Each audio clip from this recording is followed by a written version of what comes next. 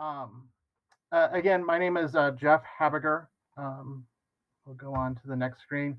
I am the owner, managing editor, general, all around gopher for everything that is Artemisia Publishing.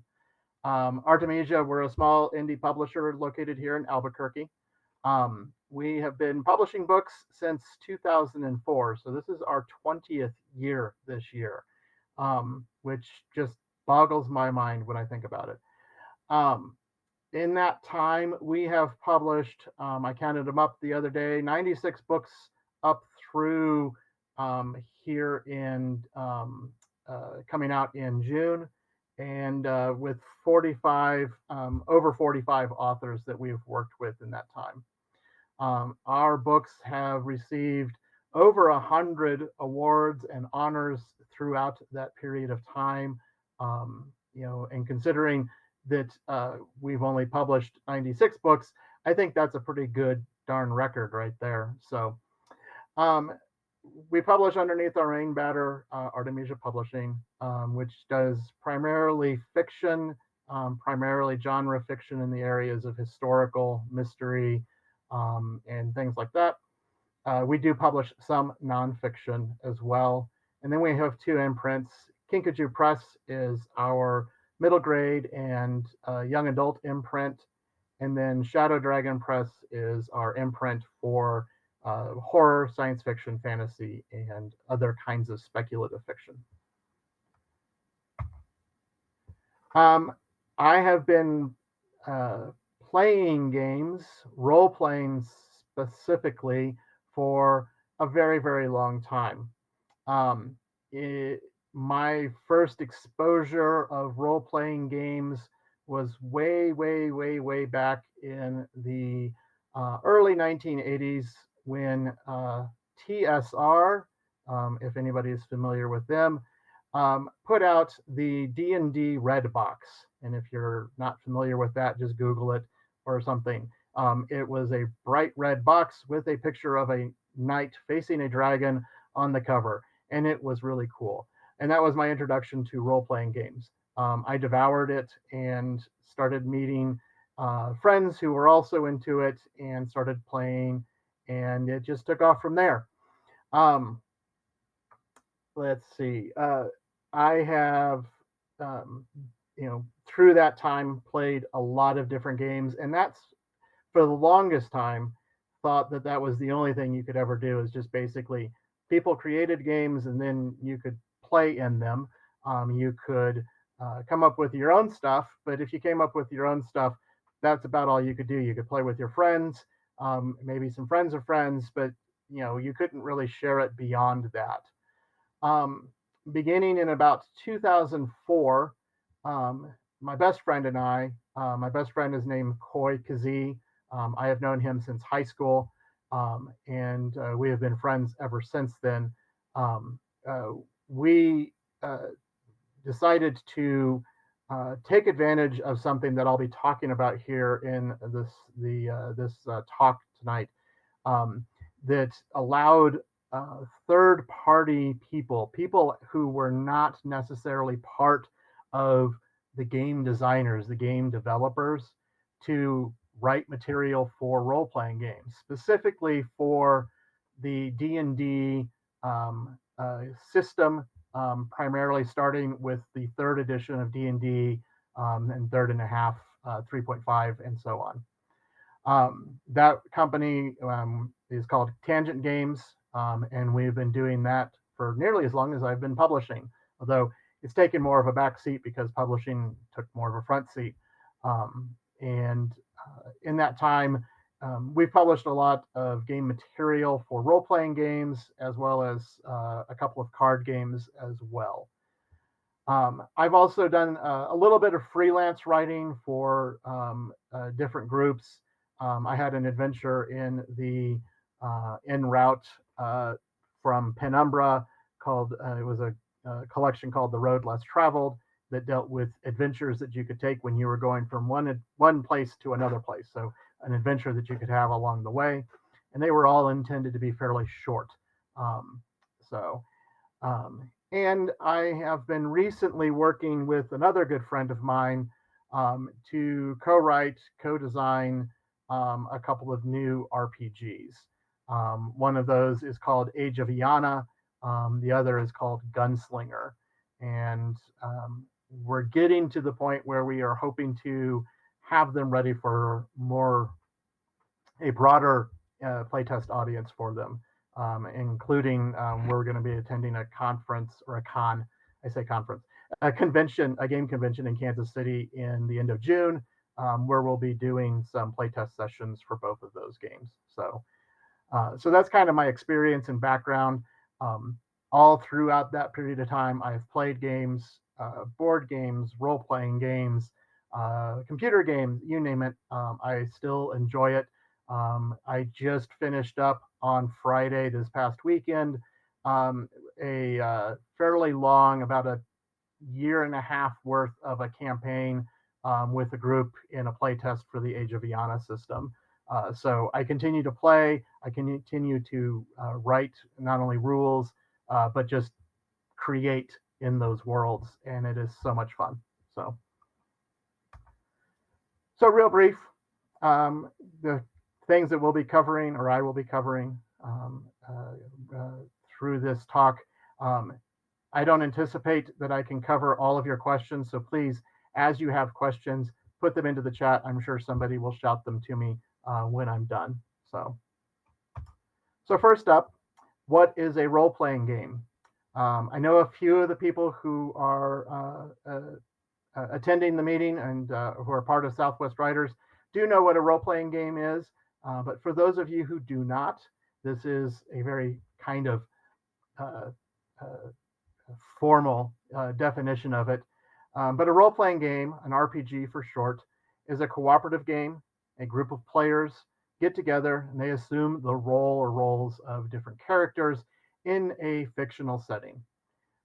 Players act out their roles within the narrative, and the success or failure of player or character actions are usually going to be determined according to a set of rules for whatever kind of role-playing game you're playing, guidelines from the rule set, but also from the people organizing the game or running the game, and usually a randomizer.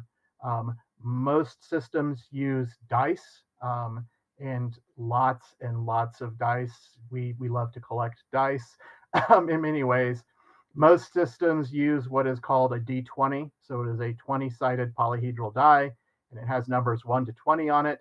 And you roll it, and depending on what the result that comes up, whatever number comes up, will tell you whether or not you succeeded or failed in it.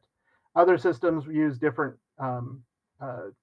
dice for things. There are systems that use percentile. So you roll two 10-sided dice and it gives you a percentile number from 1 to 100. Other systems use different number of dice. Some systems are Gunslinger system that my friend Adam and I are creating and working on. We use card decks. So it's a 52 card, actually 54 card because we're using the jokers as well, deck of cards as the randomizer. Types of role-playing games, two main types. There's some other slight variations, but the main ones, there's live action role-playing and tabletop, or just what most people refer to as just a regular role-playing game. Live action is usually involving a group of people getting together, oftentimes dressing up in their character roles to enact things in locations, usually in parks, but sometimes they get together and go through places that might have been abandoned or are just not open to the public at times, or are open to the public but not at night. That it can depend on the group and where they want to do. Tabletop games are games where you just play with a group of people at a tabletop. Usually, you can get together at a friend's house, your house, whatever, play wherever you can. I have played in a lot of different places. Popular these days, excuse me, is what is also called virtual tabletop. And that's essentially playing the role-playing game through a virtual system online. So you can get online with people and there's a ton of software that is out there that enable people to get together and see what is going on and play the game, and it even involves virtual dice and everything else. In these games, one member of the group is going to facilitate the game. They are usually called or referred to as the game master. They're the ones who interpret the rules for the players. They're the ones who kind of guide the players along through whatever kind of storyline that is being played out. They're the ones that usually create the various encounters, obstacles, and other kinds of nasty things that the players have to overcome. So, um, RPGs are almost always interactive um, because you are in a group, and it's just really hard to not be interactive when you're in a group. But it's interactive and it's also collaborative storytelling. It may not seem like it when you're sitting around and half of the dialogue that is going on is people quoting from their favorite movies all the time. And if you think that that doesn't happen, you've not been with an RPG group. Um, but the stories themselves, the actions of the characters, the things that go on, how in depth you want to get, how in character you want to be, is up to each individual player and participant. But overall, there is an overall story that usually the GM is trying to tell, and the group tells that story collaboratively. RPGs are set in pretty much any genre. If you can name a genre, there is probably an RPG for it somewhere. And if not, someone could probably create it fairly quickly. Um, Most popular are fantasy ones such as D&D, Dungeons and Dragons, Pathfinder, and other various ones like that. Sci-fi, you can play in every world from Star Wars, Star Trek, any other kinds of uh, uh, science fiction worlds that have been created by other people. You can play in systems like that. Weird West has been very popular a lot lately. If you're familiar with what Weird West is from a fiction genre, it's basically the same thing. It's the Old West, but usually there's monsters, magic, and other things like that going on. Superheroes is another popular one. Who doesn't want to be able to play as a superhero fighting against supervillains, saving the world, the universe, whatever it may be? And then horror is another popular genre. The biggest, probably, out of that is the Call of Cthulhu games, the game system from that, where you play as investigators trying to figure out about all of the nasty, weird things that seem to be happening in the world that usually relate to some kind of eldritch horror. But there are other ones out there that often involve vampires, werewolves, and the like. So, where do RPGs come from? Um, the main area, the main companies out there, they're basically game companies. The biggest, the one that most people may have heard of, is called Wizards of the Coast. They are the company that currently owns and distributes Dungeons and Dragons. Dungeons and Dragons is on its fifth edition right now. I've been playing since first edition, so that's well over 30 years ago. So um, others, Chaosium is a fairly large company. They primarily do Call of Cthulhu, but they do several other games that do fantasy, science fiction, and the like. Paizo is a company that puts out a game called Pathfinder. Pathfinder came out. It is a Dungeons and Dragons like game. Its initial game set was basically copied almost verbatim from Dungeons and Dragons, and but they then tweaked it a little bit. So Green Ronin Publishing, they do Mutants and Masterminds, which is a superheroes game, and others. There are a ton of companies that are out there. RPGs can also come from freelancers, people who write for other companies. A lot of the times, the bigger companies, they have a staff of group of people who often work for them who write material for their games. But oftentimes they will work with freelancers as well, who write material. and then to publish it. But the way that I got into it, the way that a lot of people get into writing RPGs is as a third party creator. Basically, you are self publishing. You get to write in an established game system. You can also create standalone games. Like I said, I'm working with a friend of mine, and we're creating two completely new role playing games. I know a couple of people here in town who are doing the same thing. They're writing and creating their own game material. And so that's an avenue that you can do if you love playing role playing games and you want to get into it and you don't want to write something for another system, you can create your own game system and then write material for it that way. So what goes into a role playing game? The first part is the game system. Some of this may be old hat to some of you who do play who currently play role playing games. But for those of you who do not, the game system is a set of rules upon which the world is built. In a way, it's kind of the um, nitty gritty part of world building that many of us do when we write for fiction, any kind of fiction. I don't care what kind of fiction you're writing world building. You're writing a romance, you're doing world building in some way. You write science fiction, fantasy, or anything else, you're doing world building. Role playing games, the game systems, that's world building, but you're putting all of the important bits down and everything to explain the mechanics of the game. How does the game play? How are characters created? How do they interact with the world that you are creating? How do you create challenges and obstacles for the players to overcome?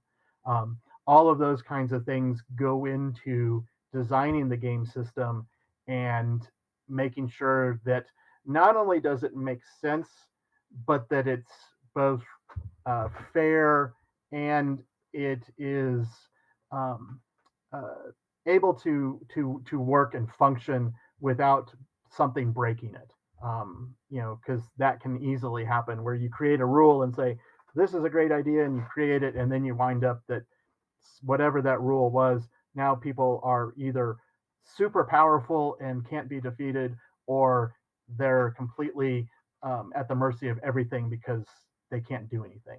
So another thing that goes into the game system is a vision of what's important about the world. Some are built around story. Some role playing games are built entirely around just story and have very little combat or anything like that. Some are designed around specifically battle, combat, those kinds of interactions. Some are based around adventure, some are based around exploration. It just depends on what kind of an outlook not only the game designers have, but each of the game systems can also incorporate those kinds of things. I've played plenty of D&D games that had very little combat in them. I've played games that are very, very heavy on combat too. So it's all up to the group of people who are working together to do the collaborative story. And the biggest thing that goes into a game system is just imagination. You've got to have the great imagination, not only to just come up with the world or to inhabit that world and to then think about what everybody's going to be doing. How are you going to interact?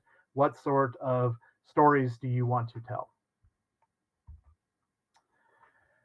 Next up, what goes into an RPG are the game modules. A module is generally going to be a specific setting. It could be locations, people, religions, lore, magic, etc. for that game system. It's generally anything that might be used to enhance the game, broaden the experience for players, whatever it may be. The two images there on the left, the Eidos Land of Strife game system, and then the Jute Faith of Creation. Both of those are mine. I created with my best friend Coy for our system. The system was Eidos Land of Strife, which was built upon the D&D rules back when it was third and then third and a half edition. The Jute Faith of Creation is an entire rule book. It's about 150 pages, maybe more, of just rules around one particular deity in this in the theology of this world. So others, if you play D&D, Dungeons and Dragons, you might be familiar with the Forgotten Realms.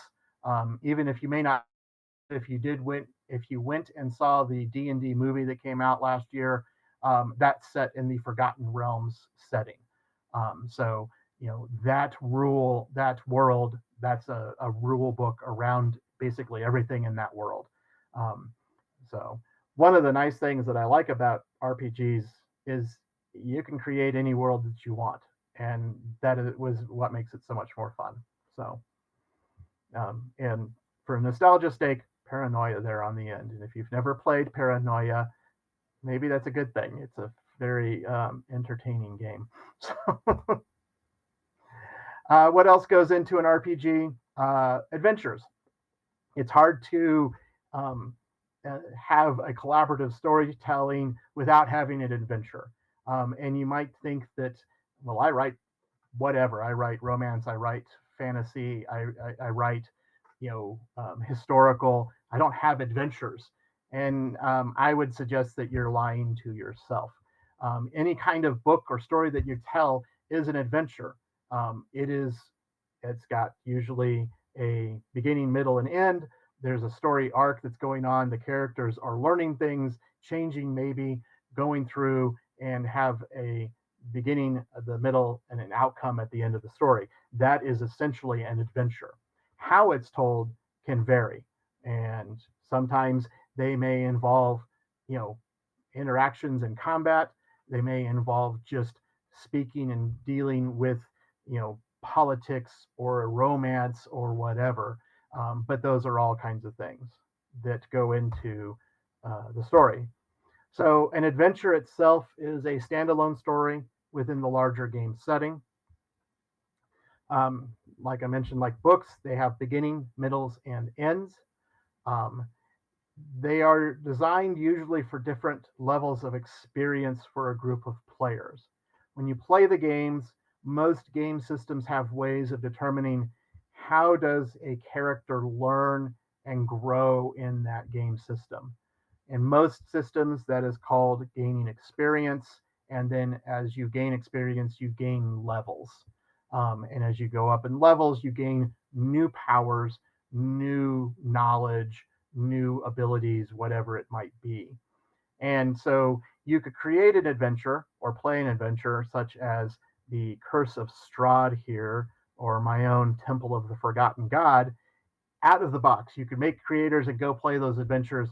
You're not going to last long in those cases because those are adventures that are designed for characters who are of a higher level, who have more experience.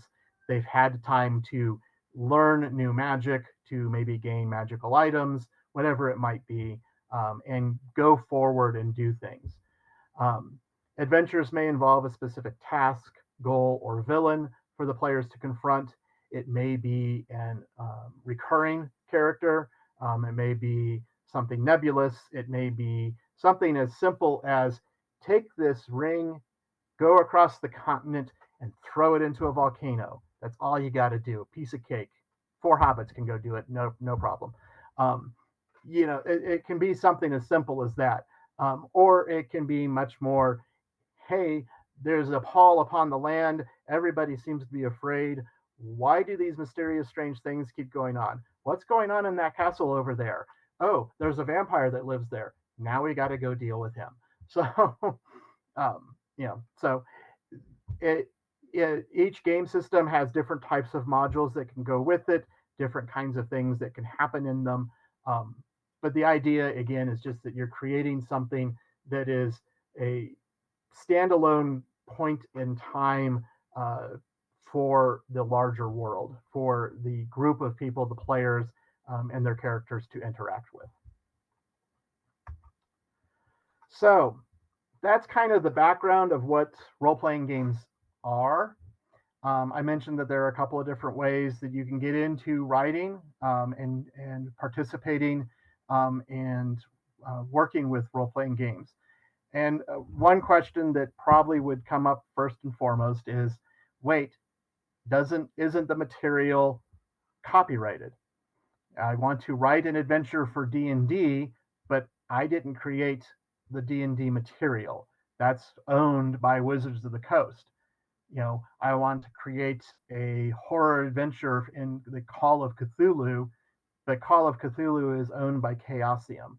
So how do I write something and publish it and put it out there for other people when the material that is there that you are playing with is copyrighted? And so, in a sense, that yes, but I present to you the glory of what is known as the System Reference Document. The SRD is a license. It's put out lately, most recently, under the Creative Commons licensing. If you're not familiar with Creative Commons, it is a way for people to create material and then post it and make it available for anybody to use under certain guidelines of licensing. For example, I might be able to take photographs of something and then post them and make them available under a particular part of the Creative Commons license so that anybody can download the pictures and use them as long as they meet the requirements that I put in place, such as you have to give me attribution. You have to say where the material came from at first. That the same thing goes with a lot of the game systems. They are put underneath an umbrella of the system reference document, the SRD. There is not one SRD though. Every game system has a different SRD because capitalism, I guess. You need to check what applies to the material you are writing. If you want to write a game, some material, whether it's an adventure, whether it's a source book or something, a group of magic items for D&D, you need to go and look at the D&D system reference document. If you want to write for somebody else, or a different world, you need to find their system reference document and follow it. By necessity, SRDs are they're not difficult to understand, but you have to read them carefully. They spell out what you can use, but there's still material that you can't use when you are following the SRD. For example, if you want to make a adventure set using the Dungeons and Dragons rules, you can't say this is an adventure for Dungeons and Dragons. Dungeons and Dragons and D&D are still trademarked by Wizards of the Coast. So you can't use them. You can't use their logos or anything else. So there are ways around it. Back in the day, in the early day, there was a specific licensing document that they allowed the use what was called the D20 system. D&D was set up as the kind of the umbrella of the D20 role-playing system, and you could then license to be able to use the D20 system logo. And that way it was very easy to tell this is compatible with these games. Wizards of the Coast, in their infinite intelligence, and they failed that check mightily, got away with that, or did away with that. There is not currently anything like that. So you have to be a little bit more creative in describing how it is done, and how you can, how you can market the material. So again, every company that has an SRD has a slightly different one, and you need to know and understand them. So from the beginning, it can be difficult to navigate. I will cut and paste this and put it into the chat at some point so it can be easily shared unless somebody wants to grab it from the screen, and we are being recorded. There's a site out there called Designers and Dragons, and they offer a lot of information about designing, working, writing with role-playing games. This was an article that came out earlier this year. Is the OGL era over 2 years later? OGL is an acronym for Open Game License. It's another way of referring to the SRD. And if you're not familiar, 2 years ago, Wizard of the Coast put out a new OGL and managed to piss off the entire role playing community, which is quite a feat, honestly. Um, but they're quite adept at doing that over the years because they listen to lawyers and not to gamers. And the gamers went into an uproar. There was a lot of backlash against them, and WotC had to backtrack a bit. And they backtracked and made some changes and put out a new system reference document that seemed to please most people, but there's still a lot of things that are going on behind the scenes. So it can be difficult to navigate at times. Um, as again, read the SRDs, look at other sources like Designers and Dragons. There's some good information that's there. As long as you're following that information, you're probably going to be okay. Um, you know, uh, so so the other concern is you spend the time to come up with a really cool RPG or to write the best adventure ever for whatever game system that you're wanting to publish in. So where do you publish it? Um, like with books, you can just publish it on Amazon, Drafted Digital, etc. Um, because basically what you're producing is a book. It may contain rule sets. You might have different material that goes into it depending on what you're creating, as far as like maybe you have maps and uh, uh, images for characters and things like that. But essentially, all of that basically goes into a PDF type file, and you can publish those things out there on regular websites that publish books.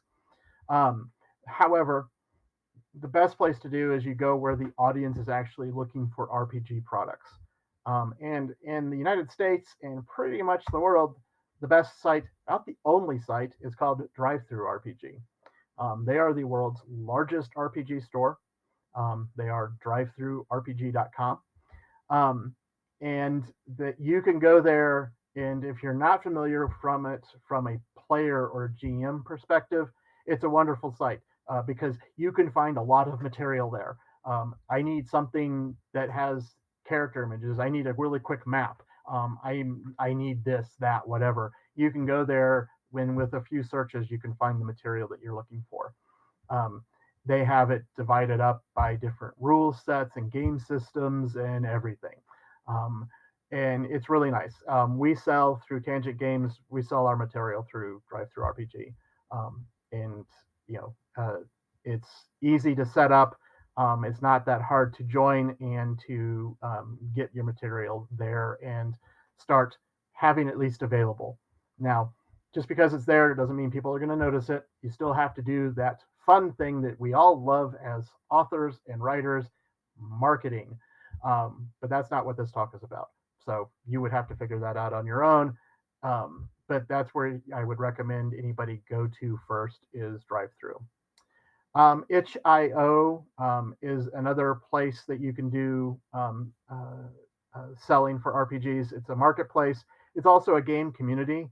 So if you're looking just to try and reach out to people to playtest material, to make the material available, to get just spark interest or to talk to people about, hey, what do you think of this? I'm doing this, that sort of thing.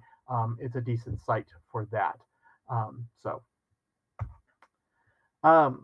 if you are wanting to just dive right in, build a complete game system from the ground up, you might consider doing it through a crowdfunding site such as Kickstarter, GoFundMe, or whatever.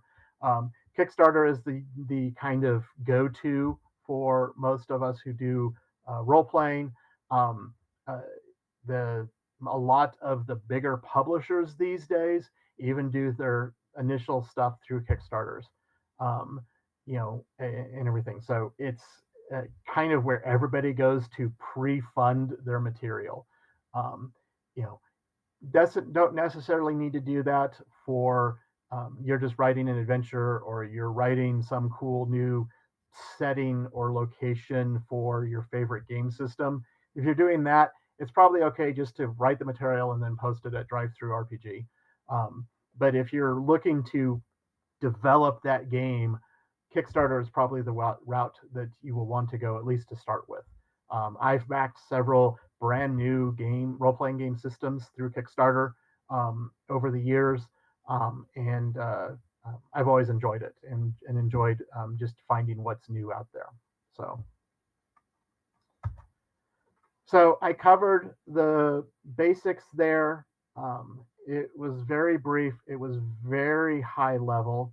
Um, but what I wanted to is to have that so that if anybody has questions, please let me know, and whatever time we have left, I'm happy to go through and answer those questions.